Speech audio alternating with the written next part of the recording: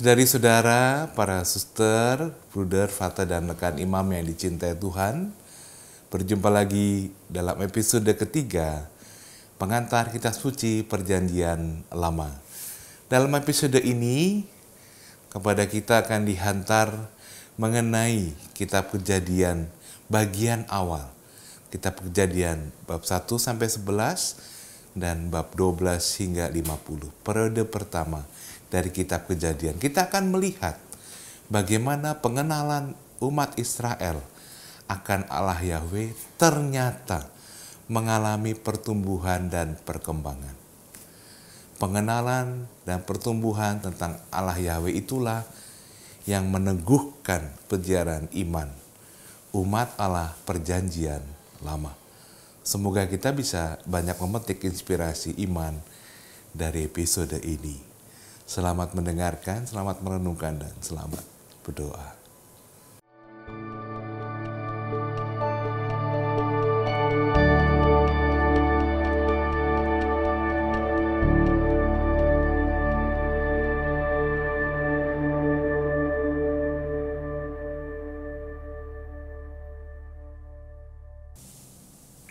Dalam perjumpaan yang lalu, kita sudah melihat bagaimana peristiwa sejarah perpindahan bangsa-bangsa, perpindahan suku-suku yang bisa dibaca, diteliti oleh para ahli ilmu sejarah purbakala menjadi atau peristiwa ditafsirkan menjadi peristiwa iman.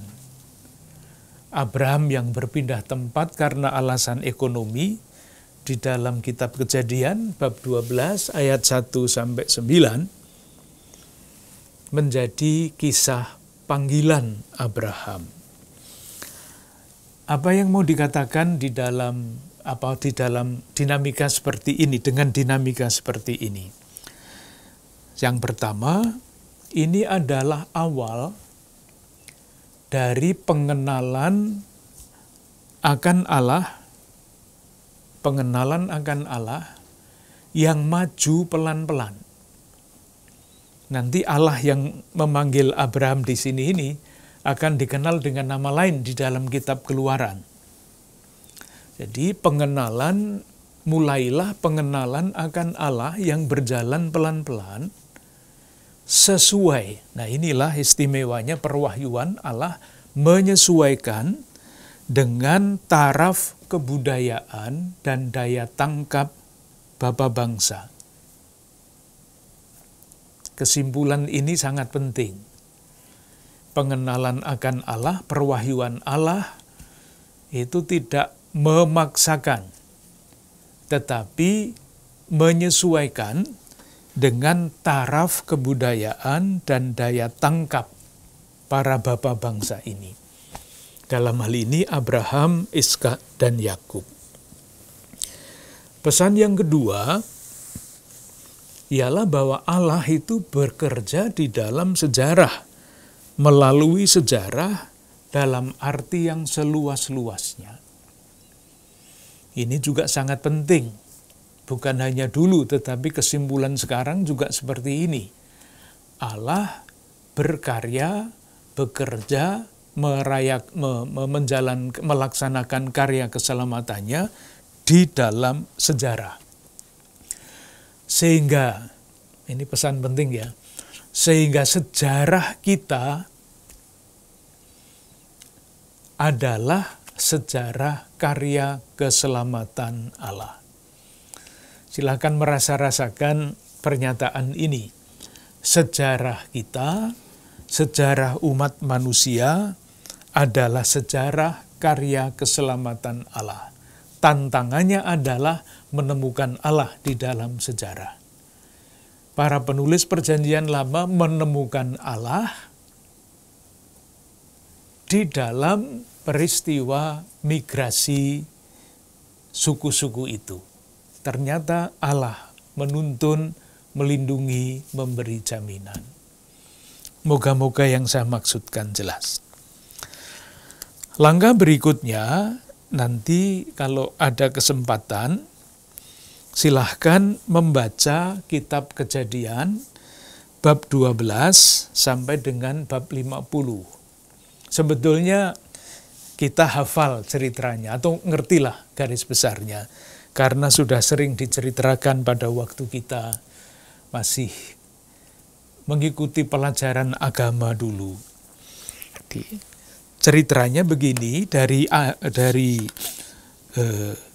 bab 12 sampai dengan bab 36 kitab Kejadian, bab 12 sampai bab 36 itu adalah kisah mengenai Abraham, Yakub, sampai di situ. Abraham dan Yakub. Ayat bab 37 sampai bab 50 itu adalah kisah mengenai Yusuf. Sampai Yusuf mati. Kematian Yusuf itu terjadi di Mesir. Kejadian bab 50. Dan kita semua tahu ketika sudah sampai di Mesir, Yusuf itu menjadi orang meskipun dijual sebagai budak ke Mesir, tapi kemudian kedudukannya menjadi tinggi, menjadi orang penting. Kenapa? Kok bisa menjadi orang penting? Ini sejarah lagi ya, sejarah. Ceritanya begini, pada zaman itu yang menjadi katakanlah Raja Mesir itu bukan orang Mesir. Tetapi disebut, nanti juga bisa dicari di Google, yang namanya bangsa Hyksos. Asalnya dari Asia. Syria Palestina. Nah, ketika Yusuf yang adalah orang-orang yang berasal dari Asia itu datang ke Mesir, dengan sendirinya dia diterima. Dan Yusuf menjadi pemimpin, menjadi kepala bulog dan sebagainya. Dia tahu berpikir orang pandai, bisa memperkirakan kapan ada surplus beras, kapan ada kekurangan beras. Dan ketika di Mesir terjadi bencana, kekurangan pangan, nah itulah stok-stok beras itulah yang dikeluarkan oleh Yusuf supaya bangsa Mesir tidak kelaparan dan bangsa-bangsa lain bisa datang ke situ. Itu alasan sosial ekonomi yang membuat anak-anak Yusuf masuk ke Mesir. Alasan sosial ekonomi. Jadi semuanya bisa diceritakan dengan latar belakang itu. Tetapi kemudian di dalam kitab suci ceritanya kan menjadi sangat dramatis, menjadi lain. Nanti akan kita lihat diceritakan mengapa akhirnya Allah membawa Yusuf ke Mesir. Nanti akan kita lihat.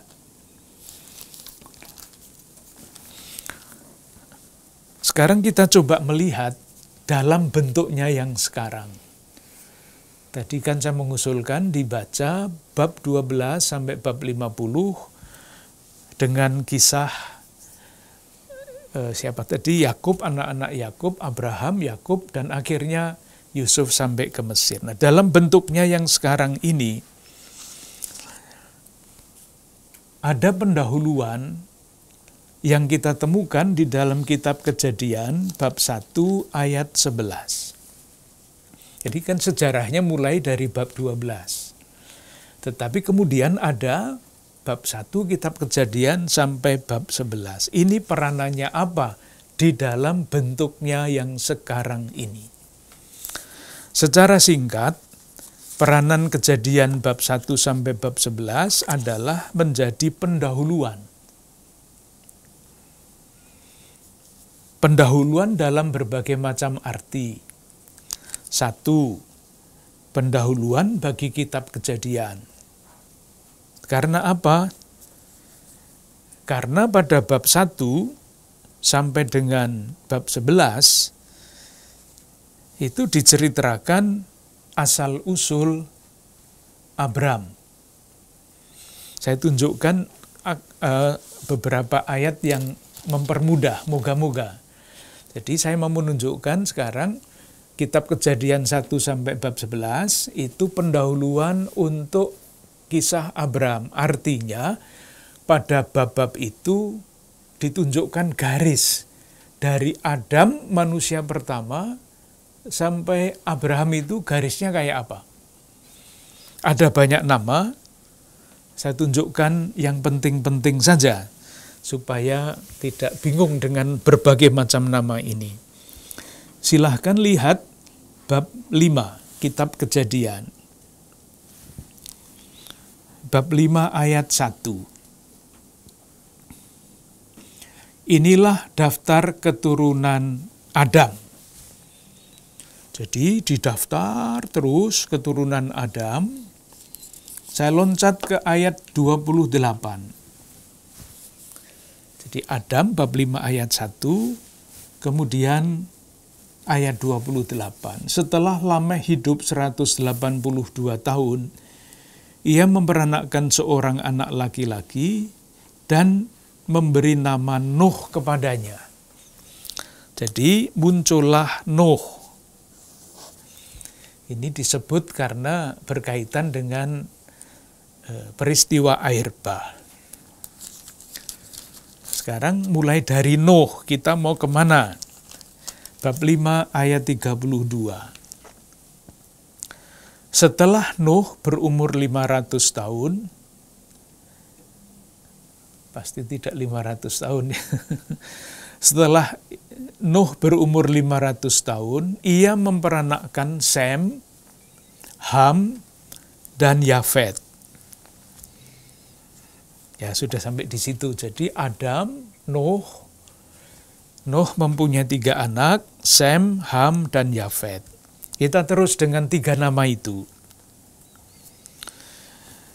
Bab 9, Kitab Kejadian, bab 9, ayat 18. Anak-anak Nuh yang keluar dari bahtera ialah Sem, Ham, dan Yafet. Masih sama. Ham adalah bangsa Kanaan. Ayat 18. Apa yang terjadi kemudian? Ayat 25. Berkatalah ia, terkutuklah Kanaan. Hendaklah ia menjadi hamba yang paling hina bagi saudara-saudaranya. Jadi Kanaan yang menjadi tempat tinggal Abraham yang baru itu dikutuk. Anaknya Ham. Kemudian Sem. Ayat 26 bab 9. Terpujilah Tuhan Allah Sem, tetapi hendaklah Kanaan menjadi hamba baginya. Kanaan menjadi hamba bagi Sem. Ini dari kata Sem ini nanti menjadi Semit. Ayat 27, Allah meluaskan kiranya tempat kediaman Yafet, dan hendaklah ia tinggal dalam kemah-kemah Sem, tetapi hendaklah Kanaan menjadi hamba baginya. Bab 10, ayat 21. Jadi yang Ham sudah kita tinggal ya. Dah ini sudah dikutuk, jadi sudah ditinggal saja. Sekarang kita ke Sem. Bab 10 ayat 21. Lahirlah juga anak-anak bagi Sem, bapa semua anak Eber serta abang Yafet. Lalu ayat 22 disebut nama anak-anak Sem. Dan tidak usah dihafalkan. Kalau perlu tidak usah dibaca, susah. Nah, Sem ini muncul kembali pada bab 11 ayat 10. Inilah keturunan Sem. Silsilahnya itu bisa macam-macam ya, tadi sudah disebutkan. Anak-anak bagi Sem pada bab 10 ayat 21. Sekarang disebut lagi pada bab 11 ayat 10. Inilah keturunan Sem. Loncat sampai kemana? Bab 11 ayat 24. Setelah Nahor hidup 29 tahun, ia memperanakkan Terah. Jadi Terah adalah keturunan jauh dari Sem. Ayat 25, Nahor masih hidup 119 tahun, setelah ia memperanakkan Terah, dan ia memperanakkan anak-anak lelaki dan perempuan.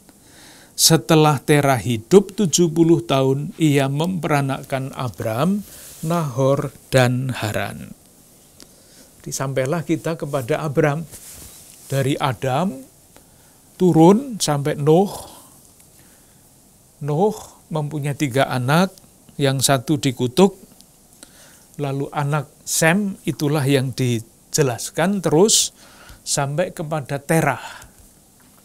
Dan Terah ini adalah ayah Abraham.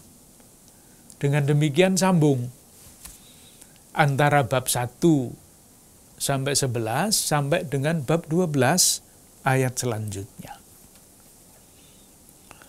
Bab 11 ayat 27 sampai 32 ini berbicara mengenai ayah Abraham dari Ur Kasdim ke Haran menuju Kanaan, tapi tidak sampai. Kemudian Abram dari Haran ke Kanaan.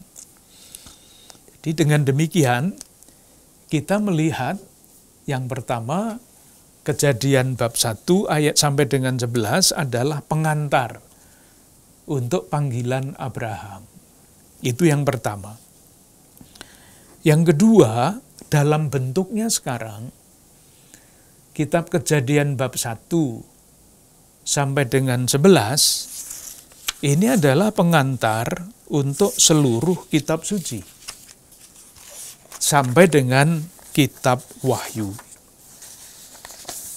Ceritanya bagaimana? Nah, mari kita coba lihat kenapa kita bisa mengatakan bahwa Kejadian ini menjadi pengantar. Kita lihat dari depan lagi, kitab Kejadian lagi.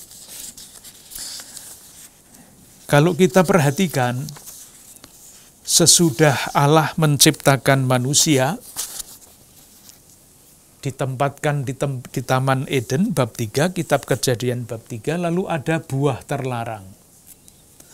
Ternyata manusia makan buah terlarang itu. Keluarkan dari Taman Eden. Kita baca ya, bab 3 ayat 1 sampai 14, nanti silahkan baca sendiri, judulnya sudah jelas. Manusia jatuh ke dalam dosa.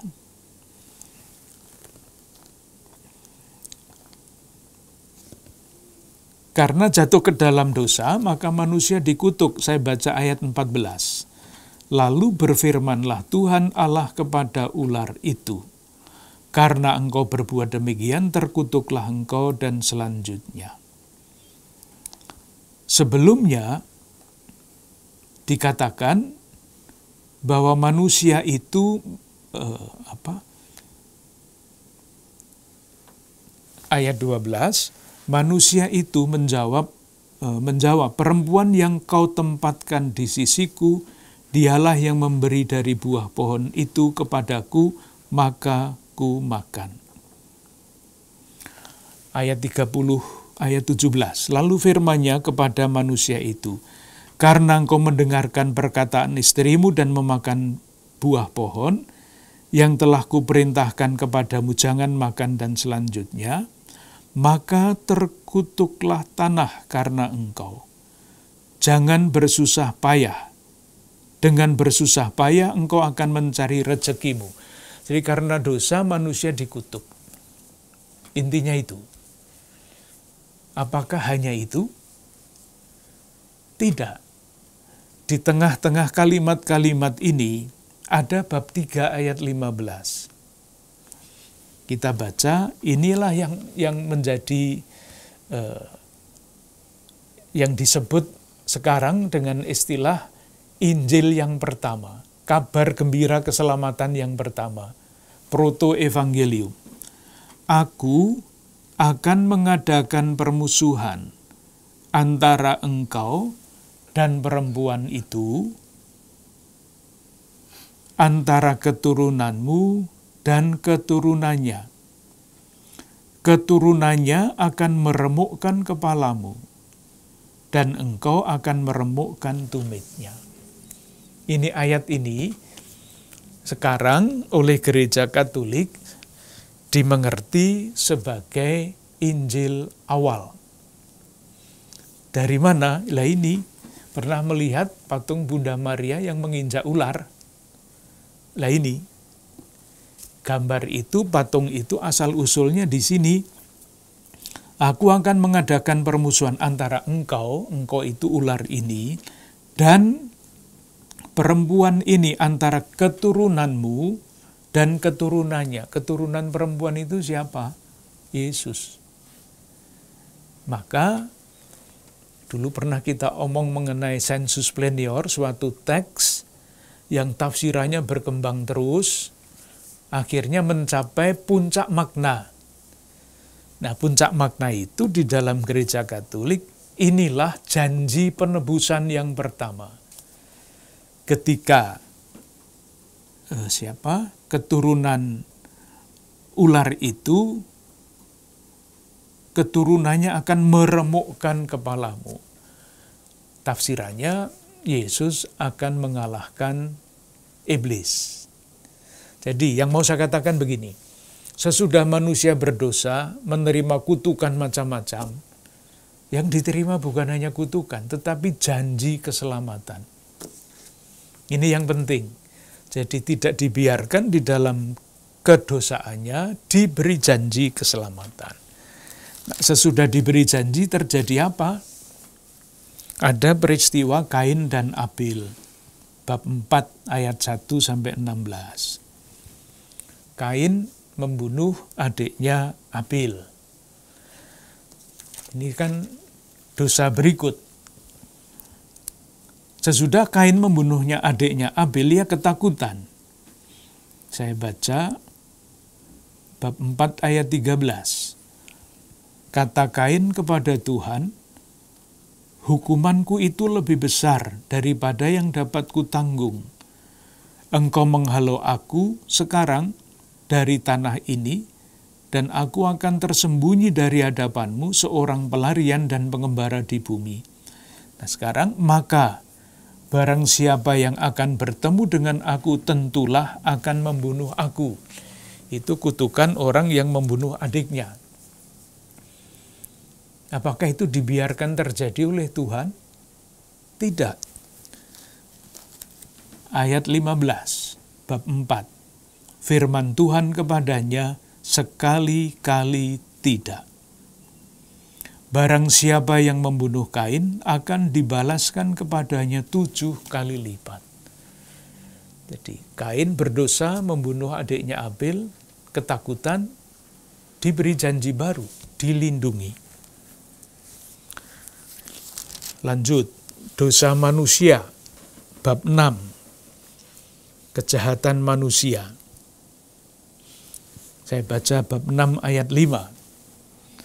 Ketika dilihat Tuhan bahwa kejahatan manusia besar di bumi, dan bahwa segala kecenderungan hatinya selalu membuahkan kejahatan semata-mata, dan selanjutnya, menyesalah Allah.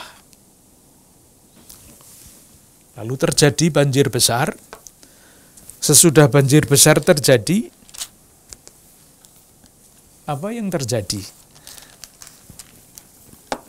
Bab 6 ayat 18.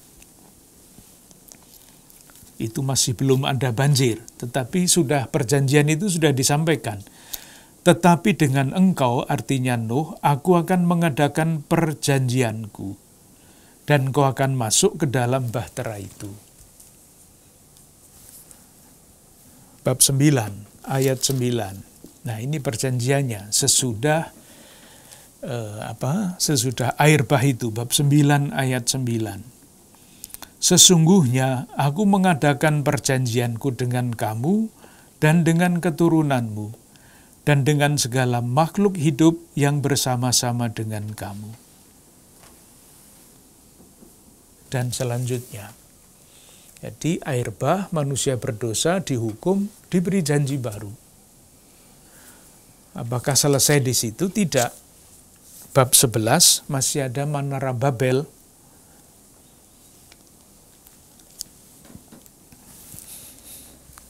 Bab 11 ayat 1 sampai 9. Ayat 4, marilah kita dirikan bagi kita sebuah kota dengan sebuah menara yang puncaknya sampai ke langit. Dan marilah kita cari nama supaya kita jangan terserak di seluruh bumi. Lalu turunlah Tuhan. Ini bahaya kemajuan zaman. Menyamai ingin membangun kota sampai ke langit. Lalu Tuhan turun, ayat 6, Ia berfirman, mereka ini suatu bangsa dengan satu bahasa untuk semuanya. Ini barulah permulaan usaha mereka. Mulai dari sekarang, apapun juga yang mereka rencanakan, tidak ada yang tidak akan dapat terlaksana. Maka bahasanya dicerai-beraikan.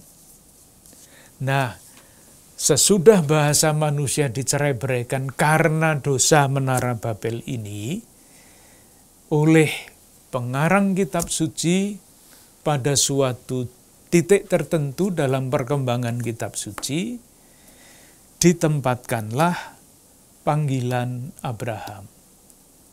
Nangkap ya? Jadi manusia pertama berdosa, diberi janji. Kain membunuh adiknya Abel, berdosa. Kain diberi janji. Manusia berdosa, dihukum.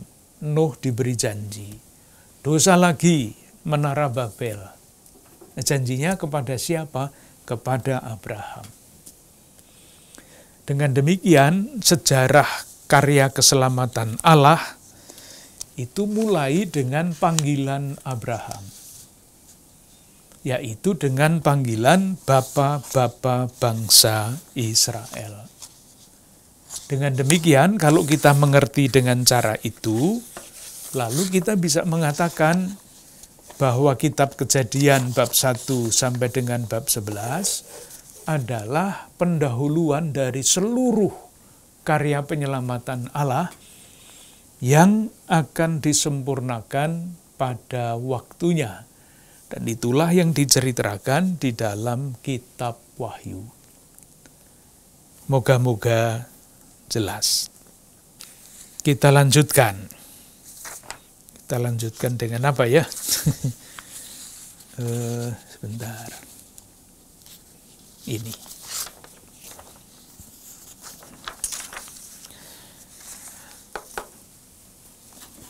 Kalau akhirnya para penulis kitab suci itu bisa menafsirkan peristiwa menjadi panggilan Tuhan, menjadi karya keselamatan Allah, itu akarnya ada di mana?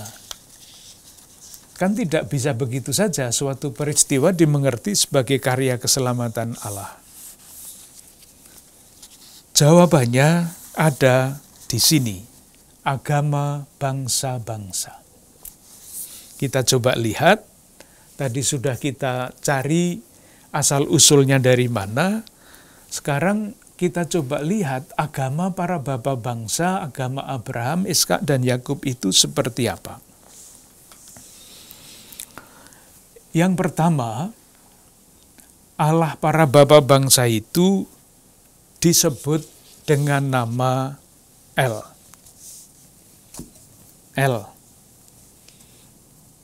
Maka di dalam berbagai macam nama, kita misalnya mengenal nama dengan akhiran El, Israel misalnya. Apa artinya Israel? Allah itu kuat misalnya. Nah, El inilah yang menjadi titik awal dari pengalaman umat Allah perjanjian lama akan Allah. Namanya bisa macam-macam. Kita coba lihat ya. Kejadian bab 33 ayat 20. Kita kembali kitab Kejadian bab 33 ayat 20. Dikatakan begini. Ia mendirikan mezbah di situ, dan dinamainya itu Allah Israel ialah Allah. Yang diterjemahkan menjadi Allah ini adalah kata El. Di pengalaman pertama, siapa Allah itu yang berbeda dengan dewa-dewa lingkungan bangsa Israel? Jawabannya, Allah itu adalah El itu. Di dalam berbagai ayat ada spesifikasi dari Allah itu siapa. Kembali ke depan, bab 14, kitab Kejadian, ayat 20. Bab 19, ayat 20. Dan terpujilah Allah yang maha tinggi, yang telah menyerahkan musuhmu ke tanganmu. Lalu Abraham memberikan kepadanya 1/10 dari semuanya. Jadi El yang tadi pada bab 33 ayat 20 itu hanya Allah Israel adalah Allah. Ini kunci ya, kunci dasar. Allah Israel adalah Allah. Nah, Allah itu spesifikasinya tadi sudah ditunjuk. Allah kok spesifikasi, maaf ya. Sebutannya bab 14 ayat 20, Allah yang maha tinggi. El Elyon, kalau dibaca teks yang asli, yang diterjemahkan dengan maha tinggi itu adalah Elyon. Bab 21 ayat 33, kita bisa melihat Allah yang satu, Allah Israel adalah Allah, itu dialami dengan berbagai macam sifatnya. Bab 21 ayat 33. Lalu Abram menanam sebatang pohon tamariska di Berseba dan memanggil di sana nama Tuhan, Allah yang kekal. Jadi watak lain, sifat lain dari Allah adalah Allah yang kekal. Ya, paling dikenal itu bab 17 ayat 1. Ketika Abram berumur 99 tahun, maka Tuhan menampakkan diri kepada Abraham dan berfirman kepadanya, Akulah Allah yang maha kuasa. Itulah yang dikeroncongkan menjadi El Shaddai. Masih banyak yang lain. Satu lagi, bab 35, kitab Kejadian, ayat 17. Bab 35 ayat 17. Maaf, ayat 7. Saya baca ayat 5, ayat 6. Lalu sampailah Yakub ke Luz yang di tanah Kanaan, yaitu Betel. Ia dan semua orang yang bersama-sama dengan dia. Didirikannya lah mezbah di situ, dan dinamanyailah tempat itu El Betel. Ini Allahnya belum diterjemahkan, maka dipakai tetap El. Yang tadi sama, El Elyon, El Olam, dan sebagainya. Ini El Betel, artinya Allah di tempat ibadah di Betel. Kita lihat yang tadi sudah kita bicarakan, pengenalan akan Allah berjalan perlahan-lahan, semakin kaya bersamaan dengan perkembangan kebudayaan dan perkembangan daya tangkap manusia. Maka nama yang awalnya Allah Israel adalah Allah, El, dalam perkembangan waktu menjadi Allah Maha Tinggi, Allah Kekal, Allah yang Maha Kuasa. Perkembangan pelan-pelan. Dan ini nanti kalau membaca teks, orang yang namanya dengan El, seperti Samuel, sekarang juga ada Rafael, ada Mikael, ada Gabriel, itu semua adalah ungkapan dan dari keyakinan siapa Allah itu. Ambil saja contoh Israel, itu artinya apa? Allah itu kuat. Allah itu menebus. Kalau pakai nama-nama malaikat tadi, Gabriel itu artinya apa? Manusia dari Allah.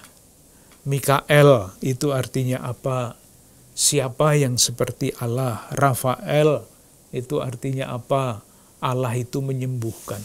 Jadi pengalaman akan Allah itu menjadi semakin kaya, semakin kaya, semakin kaya, semakin pribadi dan selanjutnya. Itu kalau kita berpegang pada nama dasar. Berdasarkan Kejadian bab 33 ayat 20. Allah Israel adalah El. Dalam perkembangan selanjutnya, nanti Allah Abraham, Allah Ishak, dan Allah Yakub ini akan berkembang lagi menjadi identitas baru. Bukan pertama-tama Allah pelindung, tetapi Allah pembebas yang menebus. Itulah yang diperkenalkan di dalam kitab Keluaran. Silahkan lihat kitab Keluaran bab 3 ayat 6. Disilahkan membedakan ya perwahyuan baru, Allah yang dulu melindungi suatu klan, melindungi. Karena Abraham dan anak cucunya itu enggak dijajah, belum dijajah. Ketika mereka masuk ke Mesir dan menjadi budak, pengalaman akan Allah itu bertumbuh secara secara sangat menentukan. Yang dulu namanya El, sekarang namanya Yahweh. Itu diceritakan pada bab 3. Kita baca ayat 6 dulu. Silahkan lihat ayat 6. Lagi ia berfirman, Akulah Allah ayahmu, Allah Abraham, Allah Ishak, Allah Yakub. Ini El yang tadi, yang sudah kita sebut. Nah, kemudian ketika Musa bertanya, ayat 11. Tetapi Musa berkata kepada Allah, siapakah aku ini, maka aku akan membawa menghadap Firaun dan membawa orang Israel keluar dari Mesir. Ayat 13. Lalu Musa berkata kepada Allah, tetapi apabila aku mendapatkan orang Israel dan berkata kepada mereka, Allah nenek moyangmu telah mengutus aku kepadamu, dan mereka bertanya kepadaku bagaimana tentang namanya, nama. Apakah yang harus kujawab kepada mereka? Nah, ini sekarang perwahyuan baru itu, firman Allah kepada Musa di dalam teks kita ditulis dengan huruf kapital, Aku adalah Aku. Lalu firman-Nya, beginilah kau katakan kepada orang Israel itu, Akulah Aku telah mengutus aku kepadamu. Inilah yang disebut Yahweh, yang disebut dengan istilah lain tetragrammaton, 4 huruf, karena di dalam bahasa Ibrani tidak ada huruf hidup.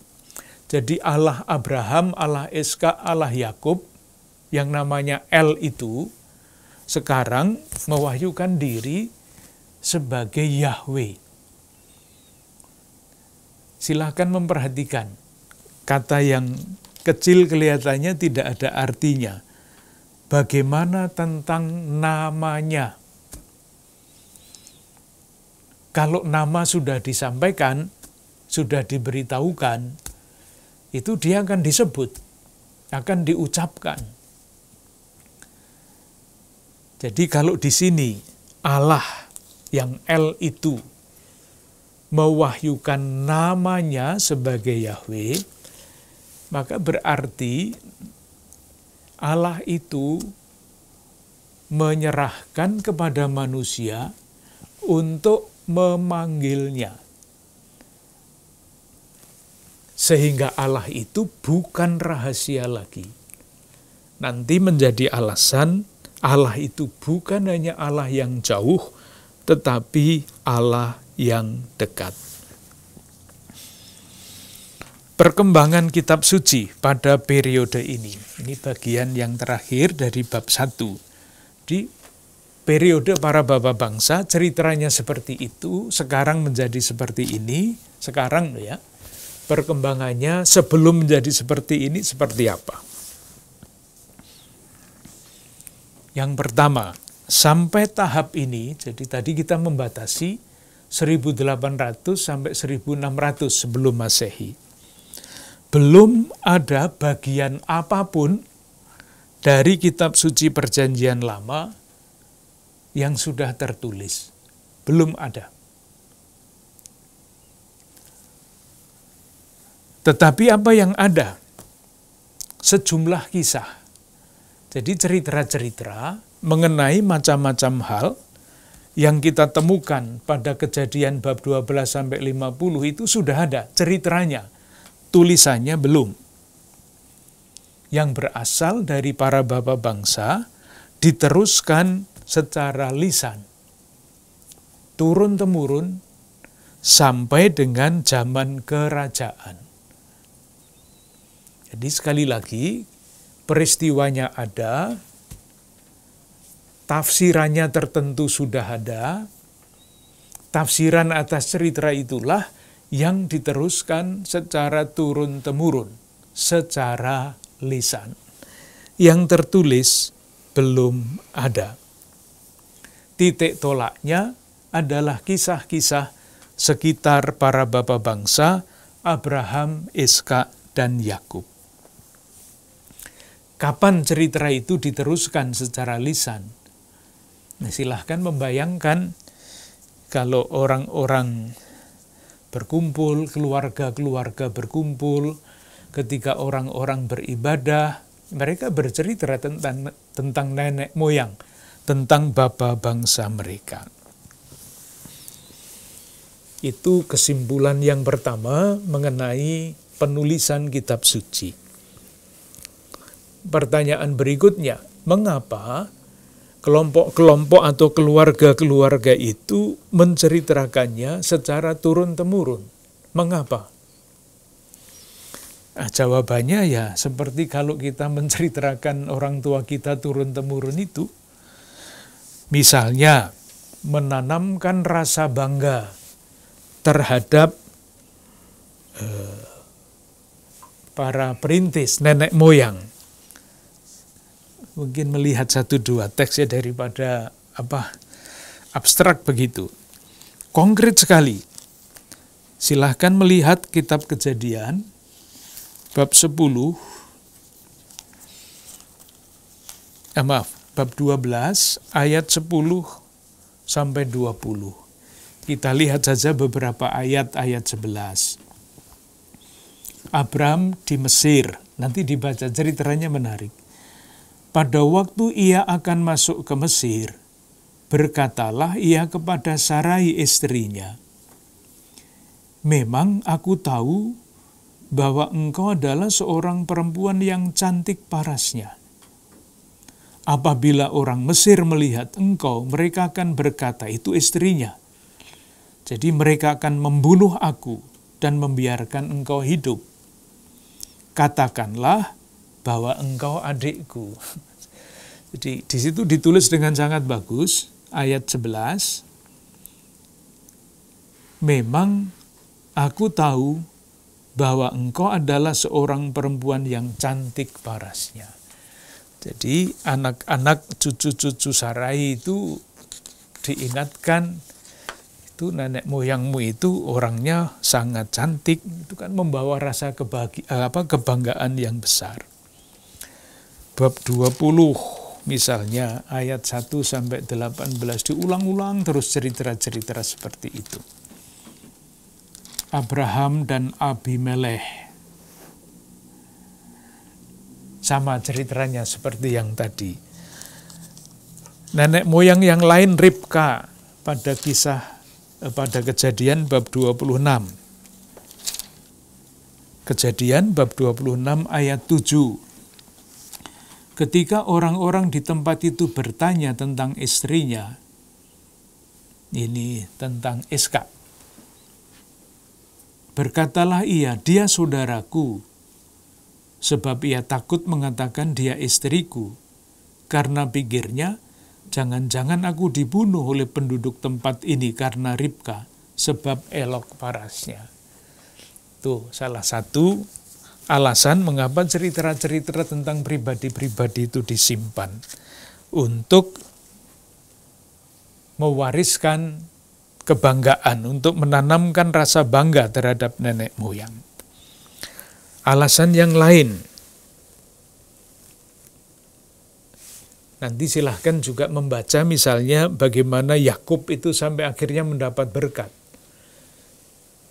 Kan dia mengelabui kakaknya Esau, mendapat hak sebagai anak sulung. Itu hebat. Nanti bisa dibaca kitab Kejadian bab 25 dan bab 30. Itu nanti tafsirannya Allah bisa menggunakan untuk karya keselamatannya hal-hal yang sebetulnya dalam arti tertentu tidak bagus diceritakan. Hal-hal yang penting untuk kehidupan sehari-hari, misalnya mengenai sumur. Untuk kita sekarang sumur tidak penting ya, yang penting ada air entah dari manapun. Tapi sumur pada waktu itu adalah jaminan hidup. Misalnya, hak milik tentang sumur, Kejadian bab 21. Kejadian bab 21 ayat 22 sampai 34. Perjanjian Abraham dengan Abimelekh. Saya baca beberapa ayat yang penting untuk tahu kisahnya. Ayat 22. Pada waktu itu Abimelekh beserta Pikhol, panglima tentaranya, berkata kepada Abraham, Allah menyertai engkau dalam segala sesuatu yang kau lakukan. Oleh karena itu, bersumpahlah kepadaku di sini demi Allah, bahwa engkau tidak akan berlaku curang. Dituntut perjanjian. Ayat 25, tetapi Abraham menyesali Abimelekh tentang sebuah sumur yang telah dirampas oleh hamba-hamba Abimelekh. Di sumurnya Abraham dirampas oleh raja itu. Lalu, apa yang selanjutnya terjadi? Ayat 32. Ayat 30. Jawabnya, ketujuh anak domba ini harus kau terima dari tanganku untuk menjadi tanda bukti bagiku bahwa akulah yang menggali sumur itu. Ini perdebatan tentang sumur. Sumurnya Abraham dirampas oleh anak buahnya Abimelekh. Lalu Abraham memberikan anak domba, 7 anak domba. Diberikan kepada raja, diterima. Nah, kalau menerima hadiah itu artinya Abimelekh setuju bahwa pemilik sumur itu adalah Abraham, yang menggali sumur itu adalah Abraham. Karena dengan sumur itu nanti ternak-ternaknya mendapat minum. Kalau sumurnya punya orang lain, bisa habis semua ternak-ternak yang dia gembalakan itu. Tempat ibadah, misalnya Kejadian bab 28, bahwa tempat ibadah ini adalah tempat ibadah yang punya sejarah, menjadi penting di dalam sejarah mereka. Bab 28 ayat 10 sampai 22 mengenai mimpi Yakub di Betel. Saya baca ayat 10. Maka Yakub berangkat dari Berseba dan pergi ke Haran. Ayat 16. Lalu dia bermimpi. Ayat 16. Ketika Yakub bangun dari tidurnya, berkatalah ia, sesungguhnya Tuhan ada di tempat ini dan aku tidak mengenalnya. Ayat 19. Ia menamai tempat itu Betel, dahulu nama kota itu Luz. Lalu dibaca ayat 20, lalu bernasarlah Yakub, jika Allah akan menyertai dan akan melindungi aku di jalan yang ketempuh ini, memberikan kepada kau roti untuk dimakan dan pakaian untuk dipakai, sehingga aku selamat kembali ke rumah ayahku, maka Tuhan akan menjadi Allahku. Nih, jadi dengan demikian, Betel itu menjadi tempat yang begitu penting bagi sejarah anak-anak Abraham. Yang terakhir, tadi sudah kita katakan bahwa periode Bapa Bangsa itu mulai dari tahun 1800 sebelum Masehi sampai dengan tahun 1600 sebelum Masehi. Jangka waktunya sangat panjang. Jangka waktu yang sangat panjang itu tidak banyak diketahui. Syukur bahwa ilmu purbakala membantu kita banyak untuk memahami hal-hal yang menjadi latar belakang di dalam kitab suci ini. Jadi misalnya Kejadian bab 15 ayat 3. Kejadian bab 15 ayat 3. Perjanjian Allah dengan Abraham. Abraham takut. Bab 15 ayat 1. Kemudian datanglah firman Tuhan kepada Abraham dalam suatu penglihatan. Janganlah takut Abraham, akulah perisaimu, upahmu akan sangat besar. Abraham menjawab, ya Tuhan Allah, apakah yang akan engkau berikan kepadaku? Karena aku akan meninggal dengan tidak mempunyai anak. Dan yang akan mewarisi rumahku ialah Eliezer, orang Damsyik itu. Lalu kata Abraham, engkau tidak memberikan kepadaku keturunan, sehingga seorang hambaku nanti menjadi ahli warisku. Jadi kebiasaan dari keluarga-keluarga yang tidak dikaruniai anak, itu istrinya boleh mengangkat salah seorang hambanya untuk kawin dengan suaminya, dan nanti anaknya itu menjadi ahli waris. Itulah sebabnya Abraham mengambil hambanya Hagar untuk menjadi istrinya, dan kemudian Hagar itu melahirkan Ismail. Tetapi sebetulnya itu tidak dikehendaki oleh Tuhan, karena Tuhan akan tetap berpegang pada janjinya akan memberikan anak kepada Abraham dan Sarai, dan kemudian muncullah Ishak. Itulah anak yang terjanji. Di kebiasaan seperti itu ada di lingkungan para masyarakat sejaman dengan zamannya para bapa bangsa. Satu lagi, salah satu contoh, bab 31 kitab Kejadian ayat 19. 31 ayat 19.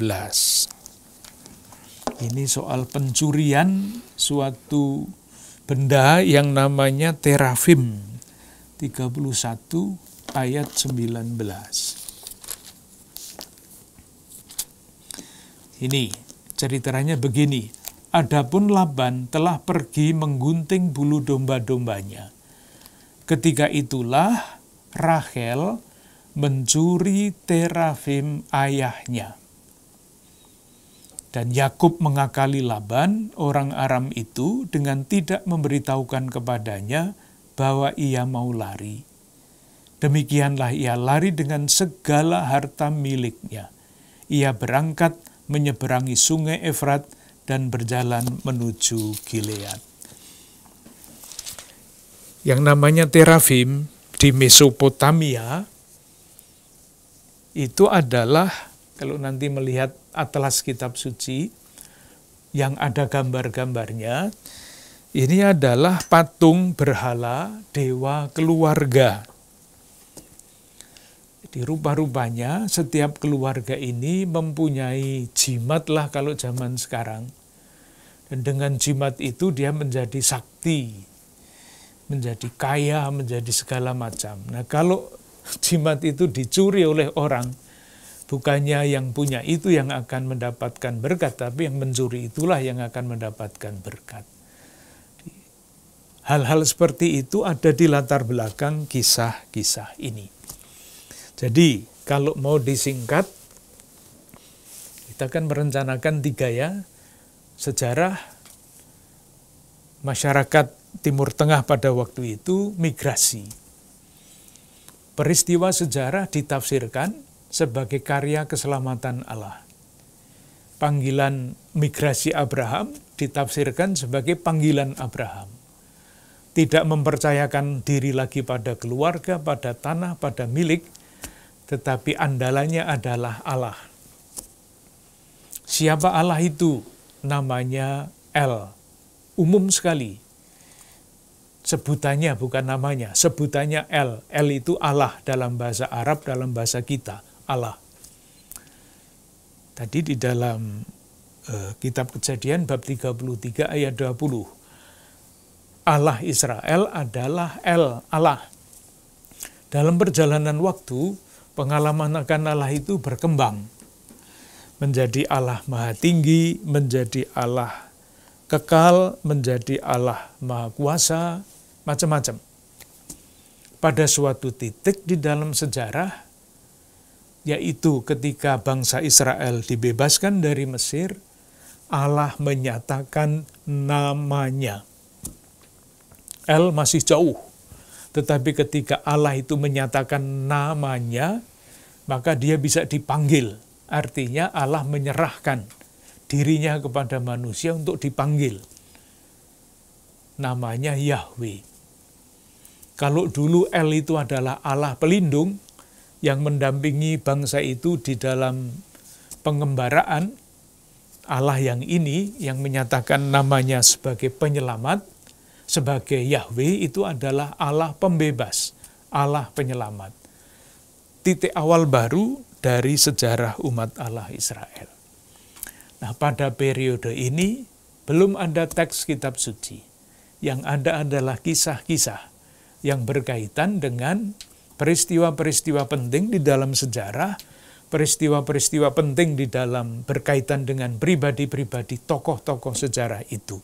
Itu diingat, diteruskan turun-temurun, dan pasti ditambah-tambah atau disesuaikan dengan zaman kapan cerita itu disampaikan. Ketika cerita itu awal disampaikan, mungkin variasinya masih kurang. Tetapi dalam perkembangan zaman, cerita awal yang berbunyi begini, mungkin di dalam perjalanan waktu diceritakan ulang oleh orang lain, ditambah ini, ditambah itu, sehingga ada bermacam-macam cerita yang mengenai hal yang sama, tetapi isinya tidak sama. Dan itulah yang sekarang kita temukan di dalam kitab suci, lewat proses itu, tetapi baru mulai ditulis menurut para ahli itu pada abad ke-10. Terima kasih, nanti kita lanjutkan pada periode berikutnya, yaitu keluaran dari Mesir.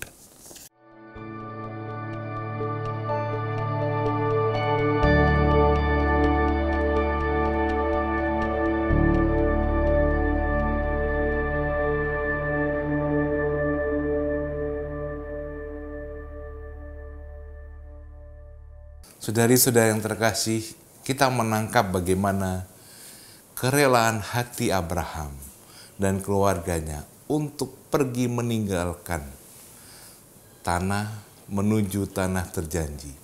Keyakinan iman akan penyelenggaraan dan kasih setia Tuhan yang sungguh inspiratif bagi kita.